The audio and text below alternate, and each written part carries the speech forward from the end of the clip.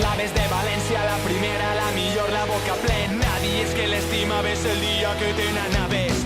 Molt honorable amic de l'alma, tu you know. Deixeu que manipula... Avui tenim la sort i el plaer de poder atendre Mònica Oltra, vicepresidenta del Consell Valencià. Moltes gràcies per atendre's per la revista Mirall del País Valencià. Gràcies a vosaltres.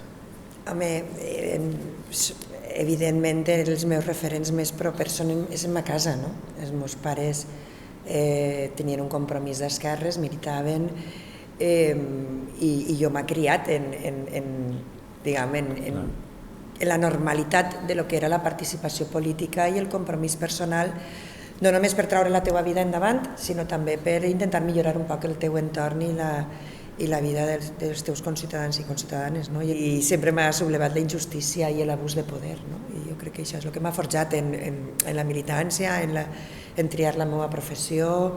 Jo de molt xicoteta tenia clar que volia ser advocada.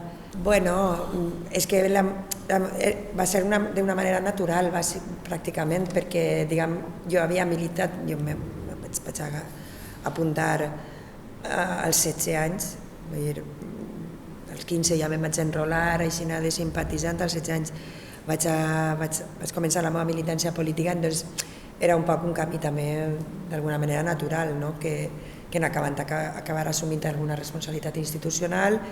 En el 2007 entro en les Corts Valencianes per aquesta coalició, la primera coalició de Compromís, i després ja en l'11 és quan creem Compromís com se coneix ara, més o menys, un poc més consolidat, i això ens du en el 2015, després de 8 anys d'una oposició a la corrupció, a l'abús de poder, a les retallades, i haver deixat a molta gent la crisi també per el camí, era també d'alguna manera una evolució que tenia que ser així. No n'hi ha grans salts en la meva trajectòria, vull dir, tot s'ha donat de manera més o menys natural. Jo és que no estic d'acord en que n'hi hagi renúncies. Jo crec que no se pot basar una trajectòria institucional des d'un punt de vista que és el meu, que és d'una política emancipatòria, d'una política per a la majoria, d'una política que no deixa ningú enrere, que posa en el centre les persones, que no defensa les èlits ni els poderosos, sinó que defensa la gran majoria de la població, cosa que avui en dia efectivament és revolucionari. Jo no tinc la sensació d'haver renunciat a res ni estar disposada a renunciar. No crec que sigui bo basar una trajectòria institucional en la renúncia. Altra cosa és que nosaltres sempre hem tingut els peus en terra. En Compromís sempre hem dit que nosaltres no volíem assaltar els cels, que volíem millorar la vida de la gent en la terra, i en això estem. I cada decisió que prenem, cada pas que donem, com dic jo, aquestes xicotetes reformes irreversibles, totes posades juntetes, al final són tota una revolució, que és un poc el que estem fent així. Jo sempre dic, no estem en el poder, estem en el govern, en el poder estan altres, que són els que han estat tota la vida. Nosaltres estem en el govern. I això que no es trien. Això que no es tria ningú, i això són els que estan en el poder, però que se'ls pot posar coto. Jo l'altre dia estava revisant una intervenció que vaig tenir jo en les Corts Valencianes, quan estava en l'oposició, i totes les coses que jo estava enunciant en aquesta intervenció, 4 anys després, 4 anys i mig després d'estar en el govern, quasi totes s'han posat ja en marxa. I me va donar molta pau, també, i molta alegria el veure que me reconec. Nosaltres, quan estàvem en l'oposició, el que fèrem és perquè calia, políticament i moralment. Així nosaltres vam fer una batalla ètica, vam fer una batalla política, vam fer una batalla social, perquè el que estava passant era condenar a la infelicitat a moltíssima gent, per un costat, amb aquestes polítiques insolidàries i aquestes polítiques que afavorien als poderosos i als amiguitos de l'alma, mentre la gent estava passant-ho molt mal. Jo crec que dintre de Compromís el repte més gran que tenim per davant en els pròxims temps és precisament tornar a aquesta comunió que nosaltres teníem amb la gent. És de veres que el fet que hàgim governat en gran part de les institucions al nostre país, en ajuntaments, a la Generalitat, en diputacions, ha fet que se centre l'esforç ahir, i això també ha fet que molta gent i molts quadres del partit estiguen volcats en el treball institucional i en els governs, cosa que és lògica, no? Que la gent s'hagi volcat en la gestió, en la política, diguem, des dels governs, que és el que canvia la vida de la gent al final, no?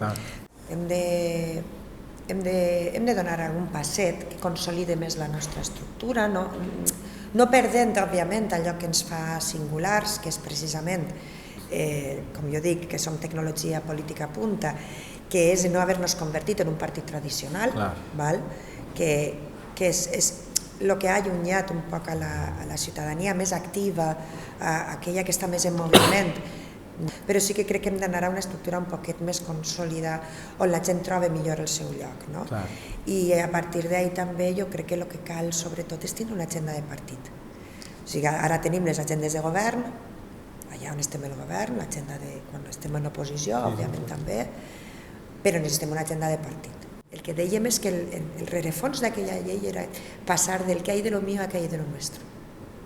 El veritable nosaltres, com a subjecte de la societat, independentment de les nostres individualitats, que són importants, però donar-nos compte també que en les societats individualistes que propugnen les dretes, en realitat el primer que s'anul·la és l'individu, perquè només te pots individualitzar en comparació amb algú.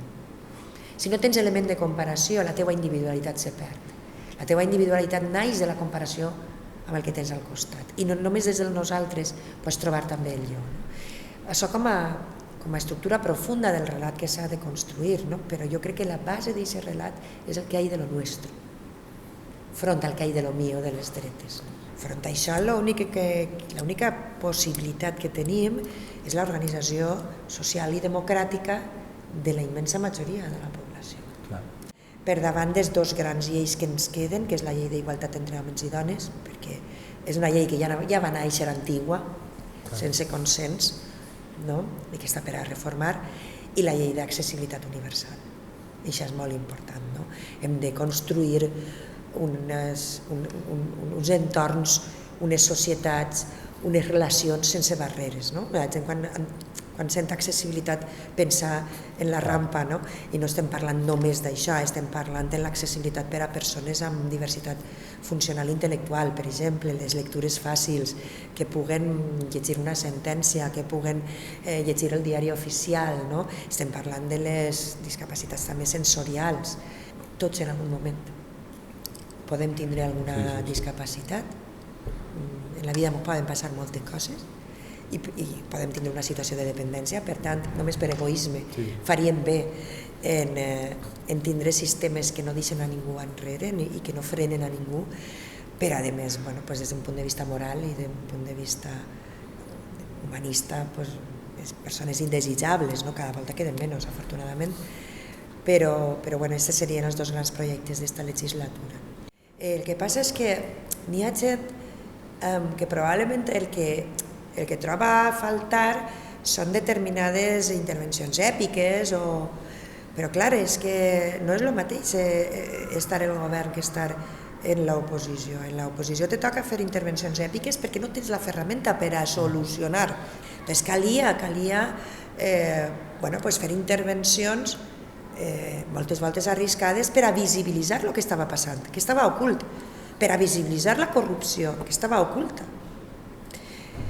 Aleshores, tot això era un temps, però ara en el govern les energies les hem de dedicar a solventar els problemes de la gent. Jo crec que no tant com pensem.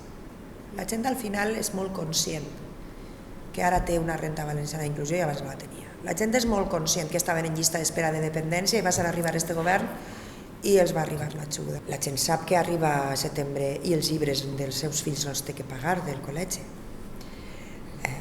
Tot això són canvis que afecten i impacten directament en la vida de la gent. La gent ja sap que no té que pagar les medicines, els pensionistes, les famílies en rendes baixes van a la farmàcia i no paguen les medicines, i abans del govern del Botànic sí que les pagaven. I això se sap.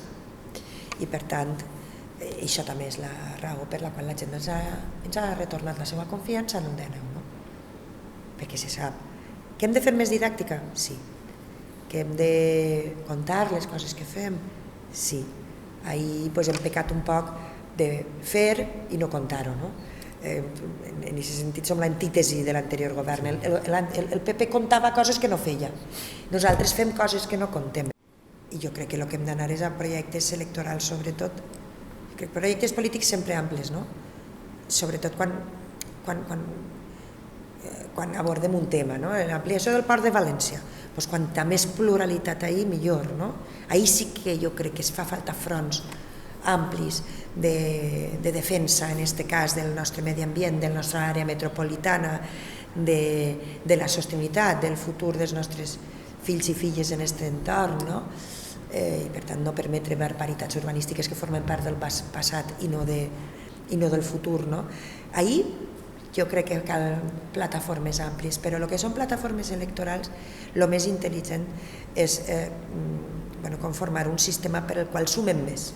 Bueno, pues jo de l'últim que he vist en sèrie, que m'ha impactat moltíssim, és una sèrie que n'hi ha en Netflix, que es diu Así nos ven, When They See Us, que a mi m'ha impactat moltíssim. A més està basada en fets reals i també per les meves circumstàncies personals, no només m'ha impactat políticament, una sèrie molt política, sinó també molt personalment. És una sèrie, jo crec que és corteta, són 4 capítols, se veu en una sentada, me la vaig veure jo. El llibre vull llegir-me ara, uno que m'han regalat estos dies, que no he començat encara, però que es diu Esto también pasará, i és una bona filosofia de vida, saber sempre que tard o d'hora tot és efímer, no? Com a títol. No sé com és el llibre, ja ho contaré, però com a títol crec que és suggerent. Mònica, moltíssimes gràcies per atendre's a aquesta entrevista. Un plaer. Gràcies, igualment. Gràcies a Mirai. Vinga, sortim al carrer, el poble en moviment i mostrem ja està gent.